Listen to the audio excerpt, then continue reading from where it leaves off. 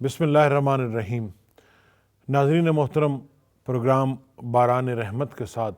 मैं आपका मेज़बान शकील जाज़िब आपकी खिदमत में हाज़िर हूँ। ATV की जानिब से रमज़ानुल मुबारक के हवाले से ये ख़ुसूसी नशरियात आपकी खिदमत में पेश की जा रही हैं। नाज़रीन मोहतरम, इन प्रोग्राम्स में हम मुख्तलिफ़ हवालों से गुफ्तगू करते हैं। वो इबादात जो रमज़ानुल मुबारक के साथ मखसूस हैं, वो मामलात और वो मसाइल जो इसमें इंसान और बंदे के ताल्लुक़ की वजाहत की जाती है, उसमें क्या शराइत हैं, उसके क्या मसाइल हैं, उसके क्या फ़वाइद हैं, ये इन सब चीज़ों पे हम गुफ्तगू करते हैं। आज का हमारा जो मौज़ू सुखन है वो तौबा व इस्तग़फ़ार के हवाले से है। हमारे साथ हमारी मुअज़्ज़ज़ मेहमान शख्सियत जनाब क़िबला प्रोफेसर डॉक्टर मोहम्मद ज़फ़र इक़बाल जलाली साहब, जो जामिया इस्लामाबाद इंटरनेशनल के चांसलर हैं और मुफ़क्किर व मुहद्दिस और मुफ़स्सिर, माशाअल्लाह बड़ी इल्मी और अदबी शख्सियत हैं। क़िबला डॉक्टर साहब, आपकी तशरीफ़ का बहुत शुक्रिया। शुक्रिया जनाब। डॉक्टर साहब, हमने तौबा व इस्तग़फ़ार के हवाले से बहुत सुन रखा है, और तौबा की बरकतें, इस्तग़फ़ार की बरकतें, तौबा की शराइत, तौबा के फ़वाइद। ये बताइए कि तौबा जो है उसका बुनियादी तसव्वुर क्या है? माशाअल्लाह बड़ा अहम प्रोग्राम है, और रमज़ानुल मुबारक के मुक़द्दस लम्हात और बाबरकत घड़ियाँ जिनमें इंसान को अल्लाह ताला के हुज़ूर तैब होने के ज़्यादा मौक़े भी मिलते हैं। और मैं समझता हूँ कि खुशनसीब लोग हैं जो रमज़ानुल मुबारक के तक़द्दुस और एहतराम और इसकी अज़मत और शान को मद्देनज़र रख के अल्लाह के हुज़ूर अपनी गुज़श्ता ज़िंदगी पर नदामत व शर्मिंदगी के आंसू बहाकर तौबा करते हैं, और फिर सिद्क़ के दिल से तौबा करते हैं और अपनी एक ज़िंदगी में मुस्बत इनक़िलाब बर्पा करते हैं। ये लम्हात रमज़ानुल मुबारक के उनके लिए मैं समझता हूँ बड़ा ही एक गोल्डन चांस है, एक मौका गनीमत है कि रमज़ानुल मुबारक की रहमतों, मग़फ़रतों, बख्शिशों से फैज़ याब होकर वो अपने गुज़श्ता गुनाहों की तौबा करके अल्लाह के हुज़ूर माफ़ी मांग लें और अपने गुनाह माफ़ करवा लें। ये बहुत ज़्यादा जो है ना, इसके अंदर तौबा उसका अमल दखल है। वैसे देखा जाए तो इंसान जो है वो ख़ता का पुतला है। दुनिया के माहौल में, मामलात में ख़ता सरज़द हो जाती है इंसान के ख़मीर में। हाँ, इंसान की। लेकिन ये है कि अच्छा इंसान कौन सा है, देखना ये है कि ख़ता तो सरज़द हो जाती है, लेकिन खैर और अच्छाई वाला वो इंसान है जो ख़ता सरज़द होने पर ख़ता पे अड़ा नहीं रहता, ख़ता पर वो इसरार नहीं करता, डटा नहीं रहता, बल्कि ख़ता से वो रुजू करके अल्लाह के हुज़ूर तौबा करता है। जब वो अल्लाह के हुज़ूर तौबा करता है तो रब्बे ज़ुल जलाल को बड़ा पसंद लगता है, बड़ा महबूब लगता है। हदीस शरीफ में आता है, नबी करीम सल्लल्लाहु अलैहि वसल्लम ने इरशाद फरमाया, कुल्लु इब्ने आदम ख़त्ताउन व खैरुल ख़त्ताईन अत-तव्वाबून। इंसान जो है वो ख़ताकार है, उससे ख़ता सरज़द हो जाती है। खैरुल ख़त्ताईन, इनमें फिर आगे खैर वाला कौन है? खैर वाला वो इंसान है जिसे अल्लाह ताला तौबा की तौफीक बख्श देता है, जो अल्लाह के हुज़ूर रुजू करता है, तौबा करता है। वो अपने गुनाह और ख़ता पे डटा नहीं रहता, वो अल्लाह ताला की बारगाह से तौबा करके अपने गुनाहों की बख्शिश हासिल कर लेता है। वो खैरुल ख़त्ताईन है, जो तव्वाबून है, जो तव्वाबीन लोग हैं, तव्वाबून लोग हैं, तौबा करने वाले लोग हैं। कुरान मजीद ने वाज़े तौर पे ऐलान फरमाया, इन्नल्लाह युहिब्बुत तव्वाबीना व युहिब्बुल मुतत्वाहिरीन, कि बेशक अल्लाह ताला तौबा करने वालों को बहुत पसंद फरमाता है और बहुत ज़्यादा सफाई और अपनी पाकीज़गी का ख्याल रखने वालों को अल्लाह ताला पसंद करता है। माशाअल्लाह, माशाअल्लाह जी। तौबा की जो बुनियादी एक उसकी अहमियत या उसका जो बुनियादी फ़लसफ़ा जो समझ आ सका कि इंसान से जब कोई ख़ता होती है तो बजाय इसके कि वो उसके उज़्र तराशे, वो उसकी जस्टिफिकेशंस दे, वो उसकी तावीलें दे, वो उस गलती को तस्लीम करके अल्लाह के हुजूर माफ़ी मांग ले। ये अल्लाह तबारक व तआला की रहमत और अल्लाह का करम है कि रब्बे ज़ुल जलाल ने इंसान को मायूस नहीं रखा। ये नहीं है कि इंसान समझे कि मेरे लिए कोई और ज़रिया नहीं है और कोई दरवाज़ा नहीं है। जब तक सूरज जो है वो मगरब में ग़ुरूब हो रहा है, मशरिक़ में तुलू हो रहा है, उस वक्त तक रब्बे ज़ुल जलाल ने ये अपने तौबा का दरवाज़ा भी खुला रखा है। देखिए, इंसान के जो दुनियावी कवानीन हमने बनाए हैं ना, उसमें तो हमने یہ رکھا ہے کہ آپ نے اگر کوئی غلطی کی تو آپ کو اس کی سزا ملے گی، ملے جی جی اور کوئی قانون ایسا نہیں ہے جو آپ نے غلطی کی، وہ غلطی ثابت ہو گئی، آپ نے مان لی اور آپ کو وہ سزا کے بغیر جانے دے۔ جی لیکن اللہ رب العزت کا قانون جو ہے وہ کیسا، اس میں کیسی گنجائش اللہ نے رکھی ہے کہ اگر آپ سے غلطی ہو گئی ہے اور اس غلطی پر آپ پشیمان ہیں، آپ شرمندہ ہیں اور آپ صدق دل سے اس غلطی کی معافی مانگتے ہیں، اللہ سے توبہ کرتے ہیں، تو اللہ تعالیٰ اس کو معاف کر بے دیتا ہے۔ شک ایسے ہی ہے۔ یہ جو ندامت ہے، شرمندگی ہے، حدیث پاک کے اندر تو ایک کلمہ یہ بھی آتا ہے الندم توبہ، سبحان اللہ، گویا کہ ندامت کو ہی نادم ہونا توبہ ہی قرار توبہ، دیے گئے۔ یہ واہ جو پشیمانی ہے، ندامت ہے، شرمندگی ہے، یہ گویا کہ اندر کا احساس ہے۔ احساس جب بندے کا اندر کا احساس، ضمیر جو ہے بیدار ہوتا ہے، وہ سمجھتا ہے مجھے ایسے نہیں کرنا چاہیے، وہ جب اللہ تعالیٰ کی طرف رجوع کرتا ہے، رب تعالیٰ کی بارگاہ میں نادم ہوتا ہے، اس کو باقاعدہ طور کے توبہ کی شرائط کے اندر بھی ندامت اور شرمندگی کو ایک خاص اہمیت حاصل ہے۔ جو ندامت، جو توبہ کی قبولیت کی شرائط اہل علم نے بیان کی ہیں، اس کے اندر بالکل ابھی اسی طرف میں آنا چاہ رہا تھا کہ توبہ جب انسان کرتا ہے تو اس توبہ کی پھر کیا شرائط ہے۔ تو وہ توبہ کی شرائط میں جہاں ایک بڑی شرط تو یہ ہے کہ اس گناہ کو ترک کرے۔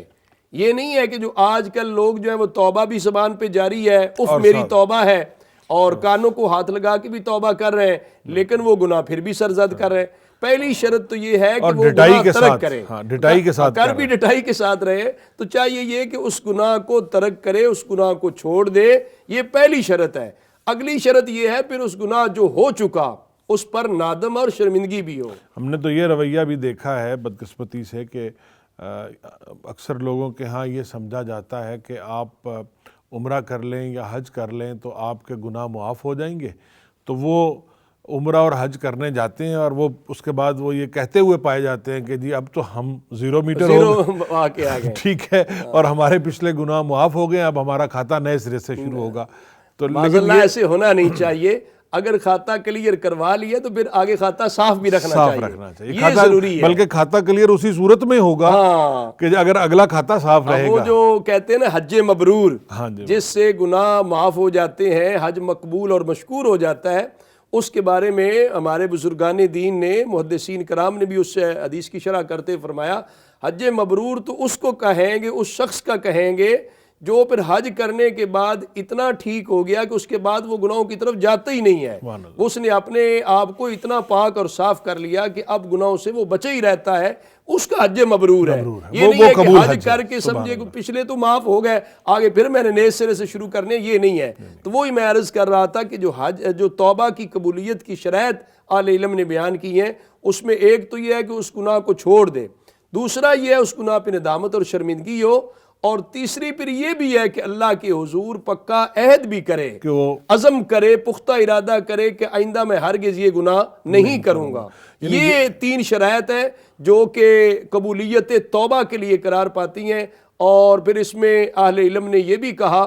کہ یہ 3 شرائط ہیں کہ جو حقوق اللہ کے اندر کوئی حق تلفی کرے، اللہ تعالیٰ کی حقوق کے اندر کوئی حق تلفی کرتا ہے تو ان شرائط پہ توبہ، یہ صرف یہ 3 شرائط ان کے لیے ہیں۔ لیکن اگر اس نے کسی اللہ کے بندوں میں سے کسی بندے کا حق غصب کیا ہے، کسی کے مال چوری کیا، کسی کی عزت پہ حملہ کیا، ڈاکہ زنی کی ہے، کسی کی دل آزاری کی ہے، کسی کی غیبت کی ہے، کسی کو تکلیف پہنچائی ہے، تو اس کے لیے زبان سے، اپنے قول سے، اپنے فعل سے، پھر یہ 3 شرائط کے ساتھ ساتھ چوتھی شرط یہ ملتی ہے کہ اس بندے سے بھی سوری کی جائے، اس سے بھی معذرت مانگی جائے، اس سے معافی چاہی جائے، اور وہ معاف کر دے۔ وہ معاف نہ کرے اس وقت تک پوری توبہ ہوتی نہیں ہے، وہ توبہ اس وقت تک قبول نہیں ہوتی ہے، اور وہ اس وقت تک اس توبہ کا کوئی کنسپٹ بھی اس طرح سے نہیں ہے۔ ٹھیک ہے، وہ ایک الگ بات ہے کہ انسان کو اگر اپنے کیے پر وہ نادم ہے اور اپنے فعل پر اسے ندامت ہو رہی ہے، اور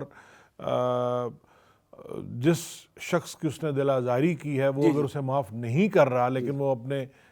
وہ شخص دل سے اپنے عمل پر نادم ہے، تو پھر یہ معاملہ اللہ کے سپرد، پھر معاملہ یہ بنے گا کہ پھر اللہ تعالیٰ کے حضور وہ دعا کرے، اور اس کی قبولیت کے کچھ اسباب ہیں، کوئی صدقہ خیرات کرے، کچھ اور اچھے اعمال کرے، اللہ کی مخلوق کے ساتھ محبت والے رویے رکھے اور اللہ سے دعا کرے کہ رب ذوالجلال اس شخص کے دل میں میرے لیے معافی کا کوئی رحم کا پہلو پیدا فرما دے، پھر اللہ تبارک و تعالیٰ کی حضور عرض کرے کہ اس کو توفیق دے دے کہ وہ اس کو معاف کر دے۔ یہ اللہ تبارک و تعالیٰ اپنے کرم سے پھر ایسے فرما دے۔ کچھ تو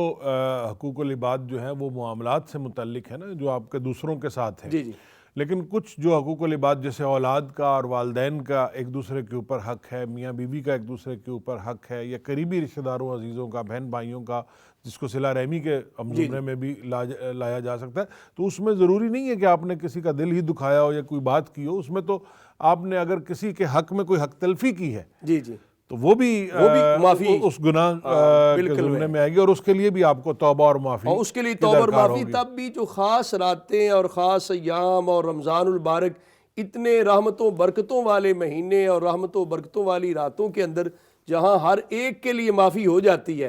وہاں یہ بھی ساتھ حدیث پاک میں لکھا جاتا ہے کہ کچھ ایسے لوگ ہوتے ہیں جو اللہ کی رحمت سے، خاص رحمت کی راتوں سے بھی محروم رہتے ہیں۔ ان میں سے ہوتا ہے پھر جو والدین کی نافرمانی کرنے والا ہے، جو قاطع رحم ہے، جو قطع رحمی کرتا ہے، رشتہ داروں کے ساتھ جو صلہ رحمی ہے وہ نہیں کرتا، وہ والدین کے ساتھ جو ہے وہ نافرمانی کرتا ہے، تو ایسے شخص کو اتنے خاص راتوں کے اندر بھی، رحمت بری راتوں کے اندر بھی رحمت نصیب نہیں ہوتی ہے۔ بے شک بے شک، اور یہ خاص طور پر یہ جو دن ہیں رمضان المبارک کے جو ایام ہیں، یہ تو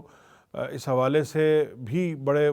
محترم اور مقدس ہیں کہ اس میں اللہ کی رحمت ویسے ہی جوش پر رحمت عام ہے، تب بھی تو حدیث پاک میں کہا گیا نا کہ جسے رمضان المبارک کا مہینہ نصیب ہے پھر وہ اپنی بخشش نہیں کروا سکا تو اس سے بڑا تو محروم کوئی نہیں ہے۔ نبی کریم صلی اللہ علیہ وسلم کے سامنے جبریل علیہ السلام نے آ کر کہا کہ وہ شخص ہلاک ہو جائے، تباہ و برباد ہو جائے جسے رمضان المبارک میں نصیب ہوا ہے پھر بھی وہ بخشش نہیں حاصل کر سکا۔ اسی طرح اپنے والدین نصیب ہوئے ہیں اور والدین کی خدمت کر کے وہ نہیں مطلب ہے بخشش حاصل کر سکا، وہ بھی محروم آدمی ہے۔ اور رسول اکرم صلی اللہ علیہ وسلم جو رحمت للعالمین ہیں، ان کی ذات گرامی کا ذکر مبارک ہے اور یہ فیض یاب نہیں ہوا، آقا حضور کی بارگاہ میں درود و سلام نہیں پیش کر سکا۔ اتنی مہربان ذات اور کریم ذات جس رب تعالیٰ نے رحمت للعالمین بنایا ہے، ان کا ذکر مبارک ہو رہا ہے تو اس کو ضرور اس سے فیض یاب ہونا چاہیے۔ تو جو اتنے رحمت والے لمحات رمضان المبارک کے جس کو نصیب ہے، اگر پھر بھی وہ اپنی توبہ کر کے اللہ کے حضور معافی کا خواستگار نہیں بنتا تو اس سے بڑی محرومی کوئی نہیں۔ بلکہ یہ کہا جاتا ہے کہ توبہ بھی ایک توفیق ہی کا عمل ہے کہ اللہ تعالیٰ توفیق دیتے ہیں تو انسان میں توبہ کی جذبہ پیدا ہوتا ہے۔ بالکل یہ اللہ تبارک و تعالیٰ کو پسند ہی بڑا، جس طرح میں نے قرآنی آیت کا یعنی حوالہ اللہ دیا، اپنے ان بندوں پر جن سے اللہ خاص محبت کرتا ہے، اللہ توبہ کی توفیق بھی ان لوگوں کو دیتا ہے۔ ان اللہ یحب التوابین، بے شک اللہ تعالیٰ توبہ کرنے والوں کو پسند کرتا ہے، محبت رکھتا ہے۔ تو اللہ کے حضور جب لوگ توبہ کرتے ہیں تو رب ذوالجلال کو بڑے محبوب ہوتے ہیں اس توبہ کے ذریعے۔ تو جو قرب خداوندی کے درجات ہیں، جو صوفیاء کرام نے مدارج اور قرب خداوندی کے مراتب مقرر کیے، ان کے اندر توبہ جو ہے یہ بہت بڑا درجہ ہے اس پہ ڈاکٹر صاحب ہم گفتگو کریں گے، اس پہ ہم گفتگو کریں گے ایک چھوٹے سے وقفے کے بعد۔ ناظرین ابھی ایک بریک کا وقت ہوا ہے، ہم بریک کے بعد دوبارہ آپ کے ساتھ آئیں گے اور اس گفتگو کو یہیں سے آگے بڑھائیں گے۔